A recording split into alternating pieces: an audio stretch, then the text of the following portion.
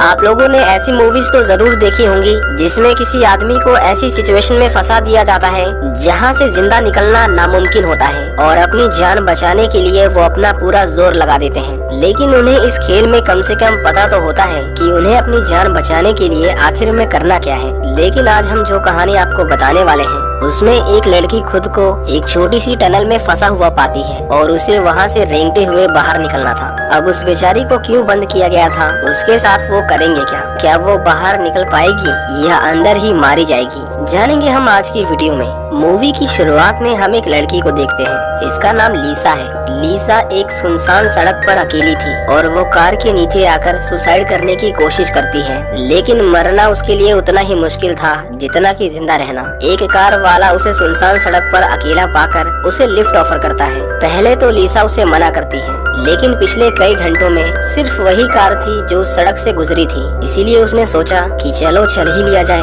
वो आदमी अपना नाम एडम बताता है और उसकी आवाज बहुत भारी थी और वो बहुत ही सीरियस बातें कर रहा था, जैसे कि वो कोई पुलिस वाला हो, लेकिन असल में तो वो चौकीदार था।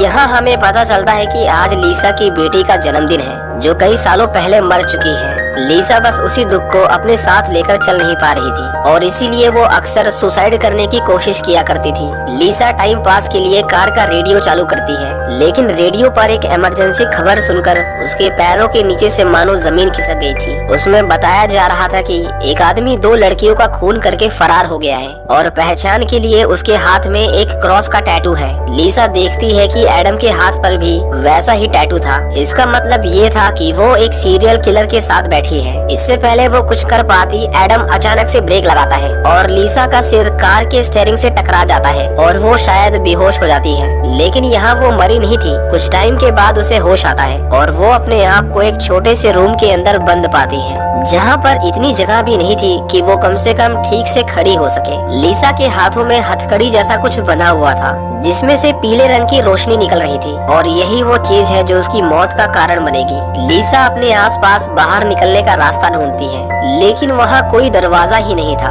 आपको लग रहा होगा कि ये जगह कितनी छोटी है, पर ये तो कुछ भी नहीं। आगे का पूरा सफर तो उसे रेंगते हुए पूरा करना पड़ेगा। लीसा तो हार मान के बैठ गई थी, लेकिन तभी उसके सामने एक छोटा सा दरवाजा खुलता है। वो जब उसके अंदर देखती है तो उसे बाहर निकलने का रास्ता साफ साफ दिखाई दे रहा था और वो इसी उम्मीद में आगे की ओर जाने लगती है। लेकिन अंदर आते ही उसके पीछे का दरवाजा बंद हो जाता है, पर उसे उम्मीद थी कि वो बाहर निकल जाएगी। पर तभी उसके सामने एक और दरवाजा बंद होता है और अब से लीसा इतनी आसानी से बाहर नहीं निकल पाएगी। उस दरवाजे के बगल में एक छोटा सा रास्ता था, इतना छोटा कि लीसा को 2 दीवारों के बीच में खुद को रगड़ते रगड़ते आगे लेकर जाना पड़ता है। लीसा के हाथ में जो हथकड़ी थी उसमें 11 मिनट का टाइमर था। अब एक तो वो ऐसी जगह पर फंसी हुई है और ऊपर से ये टाइमर, इसका मतलब साफ था कि 11 मिनट के बाद कुछ तो गलत होने वाला है। लेकिन लीसा को समझ आ गया था कि उसके पास आगे बढ़ने और जल्दी आगे बढ़ने के अलावा कोई चारा नहीं था। वो एक और टनल में आती है जहाँ चारों ओर कलरफुल लाइट्स लगी हुई थी, लेकिन देखने में ये जगह जितनी सुंदर है असल में उतनी ही भयानक थी।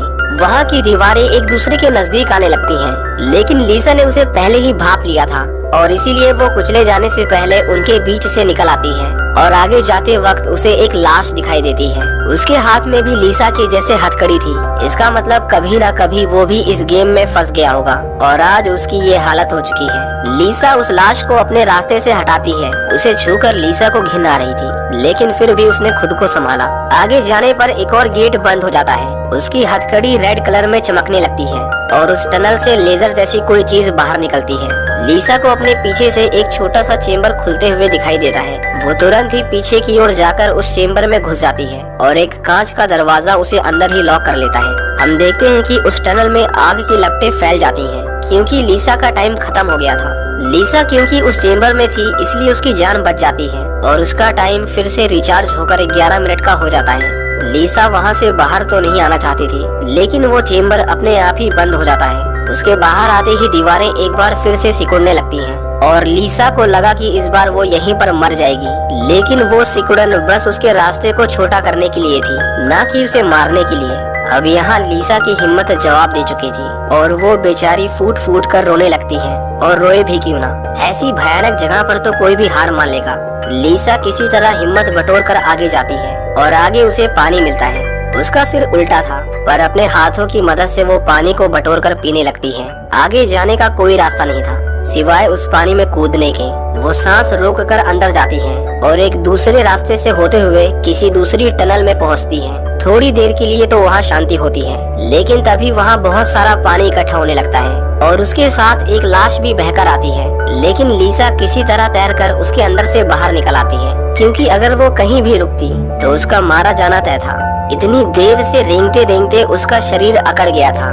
लिसा को किसी के रोने की आवाज आती है। चलो कोई तो मिला जो कम से कम यहाँ पर जिंदा है। वो उसकी आवाज का पीछा करती है, लेकिन जल्दबाजी में वो एसिड से बने एक टब में गिरने से बाल बाल बचती है। उस टनल के किनारों का सहारा लेकर वो आगे जाती है, लेकिन उसका पैर एसिड में टच कर जाता है, जिससे उसके पैर की स्किन जल जाती है। अब आगे जाने पर लिसा अपने सामने एक आदमी को देखती है। उसके बड़े बड़े बाल थे और वो शायद कई महीनों से इस गेम में फंसा हुआ था। इस चीज का असर उसके दिमाग पर साफ साफ दिखाई दे रहा था, क्योंकि वो थोड़ा ही सही मगर पागल तो हो ही गया था। लिसा उसे कहती है कि जिसने भी हमें यहाँ पर बंद किया है वो हमारे ऊपर किसी चूहे की तरह एक्सपेरिमेंट कर रहा है, लेकिन एक दूसरे की मदद से हम यहाँ से निकल सकते हैं। अब वो आदमी तब तक उसकी सुनता रहता है जब तक उन दोनों के सामने फिर से वो ग्लास चेम्बर ओपन नहीं होता।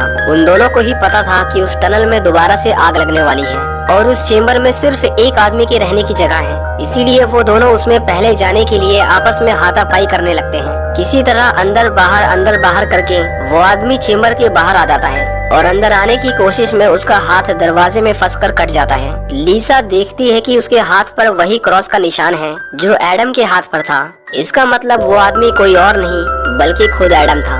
उसका टाइम ओवर होते ही वहाँ आग लग जाती है और एडम यहाँ पर जलकर मर जाता है। लिसा के सामने एक रोबोट आता है जिसका सिर आधा इंसान से बना हुआ था। वो लिसा के घावों को ठीक करता है। लिसा उसे कहती है कि वो मरना चाहती है, लेकिन वो रोबोट उसे एक फ्लैशबैक दिखाता है जब एडम ने कुछ महीनों पहले उस कार में उसके ऊपर हमला किया था। लिसा उससे बच गई थी, लेकिन तभी आसमान से कोई चीज या फिर कहें कि एलियंस ने उन दोनों को पकड़ लिया और उन्होंने ही इस पूरे गेम को बनाया है। और वो किसी कारण से नहीं चाहते कि लिसा इस गेम में मारी जाए। वो अलग बात है कि उन्होंने उसे मारने की कोशिश तो पूरी की है। एडम के हाथ को देखने पर उसे डायमंड और क्रॉस के सिंबल दिखाई देते हैं। इससे पहले वो कुछ समझ पाती, एक घूमता हुआ ब्लेड उसकी ओर आने लगता है। उसका शिकार बनने से पहले लिसा वहाँ से उल्टे पैर भाग जाती है। इतना सब कुछ होने के बाद भी उसका रुकने का कोई इरादा नहीं था। आप सभी सोच रहे होंगे कि यहाँ ये सब आखिर हो क्या रहा है। हमें लगता है कि लिसा भी बिल्कुल यही सोच रही होगी, क्योंकि थोड़ी देर पहले जो आदमी आग में जलकर मर गया था वो एक बार फिर से अधमरी हालत में लिसा का पीछा करता है, क्योंकि वो चाहता ही नहीं था कि लिसा जिंदा वापस जाए। लिसा उससे बचते बचाते एक रूम में आती है और इस रूम में बहुत सारी रोशनी थी, मानो जैसे टनल की सारी लाइट्स इसी कमरे में लगा दी हो। वहाँ पर लिसा अपने आप को देखती है, मतलब अपने बचपन की तस्वीरों को। लेकिन यहाँ हैरानी की बात ये थी कि उसके अलावा किसी को पता ही नहीं था कि उसने अपने बचपन में क्या क्या देखा है। तो यहाँ उसकी यादों की वीडियो बनाकर चला कौन रहा था? इसका जवाब बहुत आसान है, ये सब कुछ एलियंस कर रहे थे। हमें यहाँ ये भी पता चलता है कि लिसा की बेटी की मौत विंडो से कूदने की वजह से हुई थी, जिसका दोष वो हमेशा खुद को दिया करती थी, क्योंकि उसकी बेटी को क्या पता था कि वो नीचे गिरकर मर जाएगी। एडम उसका पीछा करते करते वहाँ भी पहुँच गया था। लिसा के सामने दो रास्ते आते हैं, लेकिन सोचने के लिए समय बहुत कम था। ऊपर से उसका टाइम भी खत्म होने वाला था। वो देखती है कि वहाँ पर बहुत सारे नुकीले तार लगे हुए हैं और अगर उसे अपनी जान बचानी है तो उसे उन्हें पार करना ही पड़ेगा। वो कांटे उसके शरीर को नोच रहे थे, कहीं कहीं तो उसकी पूरी स्किन निकल गई थी। लेकिन अफसोस, टाइम खत्म हो जाता है। उसे लगा कि अब तो वो मर जाएगी, लेकिन तभी वो आग की लपटों से बचकर नीचे की ओर गिर जाती है। लिसा उसी जगह पर पहुंच गई थी जहां से उसने शुरुआत की थी। इसके बाद वो हिम्मत हार चुकी थी, उसके पूरे शरीर से खून निकल रहा था। लिसा दीवार पर वो निशान बना देती है जो उसने एडम के हाथ पर देखा था, ताकि वो नहीं तो कम से कम कोई और इस खतरनाक जगह से बाहर निकल पाए। वो रोबोट दोबारा से उसके पास आता है। वो लिसा के घावों को ठीक करने वाला था, लेकिन लिसा उसे कहती है कि अब उसे जाने दो, वो अब और बर्दाश्त नहीं कर सकती। रोबोट उसके कहने पर उसे जहर का इंजेक्शन लगाने वाला था, लेकिन तभी लिसा उस निशान को देखती है और उसे लगा कि वो कोई नॉर्मल टैटू नहीं था, बल्कि वो वहाँ से बाहर निकलने का मैप है। लेफ्ट राइट अप डाउन करके उसमें डायरेक्शन लिखी हुई थी। इसके बाद इस उम्मीद में कि वही बाहर जाने का रास्ता है, लिसा दोबारा से आगे जाने लगती है। वो इस बार सभी रुकावटों को आसानी से पार कर रही थी, चाहे वो आग हो या पानी। जब उसके सामने एसिड वाला टनल आता है तो उसमें लीजा अपनी हथकड़ियों को पिघला देती है और उसे अपने हाथों पर भी वैसे निशान मिलते हैं जो एडम के हाथों पर थे। लेकिन पता नहीं कहां से एडम एक बार फिर से उसका पीछा करने लगता है। उसका शरीर छोटा होने की वजह से वो बहुत तेजी से उसकी ओर आ रहा था, लेकिन लीजा ने इस बार अपना दिमाग लगाया और उस हथकड़ी को निकालकर दूसरी टनल में फेंक दिया। एडम उससे निकलने वाली रोशनी का पीछा करने लगा और वो खुद सही रास्ते की ओर जाने लगी। आगे जाकर लीसा को अब तक का सबसे अजीब टनल मिलता है। इसमें कोई हाईटेक दीवारें नहीं थी, बल्कि ये पूरा टिश्यू से बना हुआ था। लीसा वहाँ पर कुछ क्रिएचर्स को देखती है, या कहें कि एलियंस। अब वो उनसे डरती नहीं, बल्कि उन्हें छूकर कम्युनिकेट करने की कोशिश करती है। आगे जाकर उसे अपनी हथकड़ियाँ मिलती हैं, लेकिन जाहिर सी बात थी उसे वहाँ पर एडम ही लाया होगा। लीसा उसे चुपके से उठाने की कोशिश करती है, लेकिन उसमें लगा अलार्म बजने की वजह से एडम उसका एक बार फिर से पीछा करने लगता है। टाइम खत्म हो गया था, इसीलिए लीसा दोबारा से चेम्बर में जाने लगती है और इस बार वो एडम से पहले पहुंच गई थी। लीसा को लगा कि चलो आखिरकार इस मुसीबत से पीछा छूटा, लेकिन अभी तक कुछ अच्छा हुआ था उसके साथ, जो अब होगा। टाइम खत्म होने के बाद भी उस टनल में आग नहीं लगती। एडम उस पर एक बार फिर से हमला करता है, लेकिन लीसा अपने पैरों से उसके सिर को कुचलकर मार देती है। चलो कम से कम ये तो खत्म हुआ। लीसा आगे जाती है और इस बार ये आखिरी टनल थी जो उसे पार करनी थी, जिसके बाद खुला आसमान उसका इंतजार कर रहा था। लेकिन तभी उसे अपनी बेटी की आवाज सुनाई देती है। आवाज छोड़ो, इस बार तो वो दिखाई भी दे रही थी। वो लीसा से कहती है कि मेरे साथ चलो, हम एक साथ मिलकर रहेंगे। लेकिन लीसा यहाँ उस सच्चाई को एक्सेप्ट कर लेती है जिससे वो इतने सालों से भाग रही थी, कि उसकी बेटी अब इस दुनिया से जा चुकी है और उसकी असली दुनिया उस टनल के दूसरी ओर है। वो अपनी बेटी को छोड़कर सही रास्ते की ओर जाने लगती है। लीसा अपनी उस हथकड़ी को फेंक देती है, लेकिन अभी भी उसके सामने अब तक का सबसे मुश्किल पड़ाव था। लीसा के आगे 3 बेहद नुकीले स्लाइसिंग ब्लेड घूम रहे थे। पहला ब्लेड 4 सेकंड में नीचे आता था, दूसरा ब्लेड 3 सेकंड में और तीसरा ब्लेड सिर्फ और सिर्फ 2 सेकंड में। लीसा पहले और दूसरे को किसी तरह पार करती है, लेकिन तीसरे वाला उसमें से निकल तो जाएंगे, लेकिन सिर्फ आधे कटे हुए शरीर के साथ। ब्लेड के ऊपर जाते ही वो तुरंत भागती है, लेकिन अफसोस उसका एक पैर ब्लेड के नीचे फंस गया था और उससे लीसा को बहुत दर्द होता है। सच में यहाँ तक पहुँचते पहुँचते उसका शरीर लगभग खत्म हो गया था, पर उसे लगा कि आखिर में वो यहाँ से निकल जाएगी, लेकिन ऐसा होता नहीं, क्योंकि इतने समय से जिसे वो खुला आसमान समझ रही थी वो बस एक LED डिस्प्ले था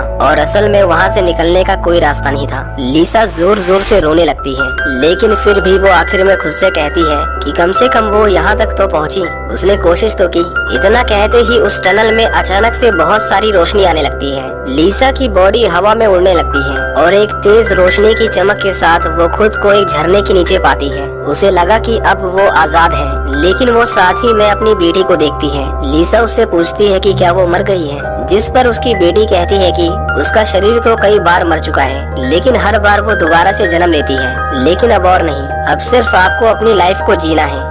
और हम देखते हैं कि वो दोनों एक खूबसूरत जगह पर हैं, जो हमारा प्लेनेट तो बिल्कुल नहीं है। इसका मतलब ये शायद एक तरह का इनाम हो सकता है जो एलियंस ने उसे दिया उन सभी टनल्स को पास करने के लिए, क्योंकि हमने उन टनल्स में एलियंस को देखा भी था और वैसे भी उन्हें लीसा के बारे में सब कुछ पता है। इसी के साथ ये मूवी यहीं पर खत्म हो जाती है। उम्मीद करता हूँ कि आपको ये मूवी पसंद आई होगी।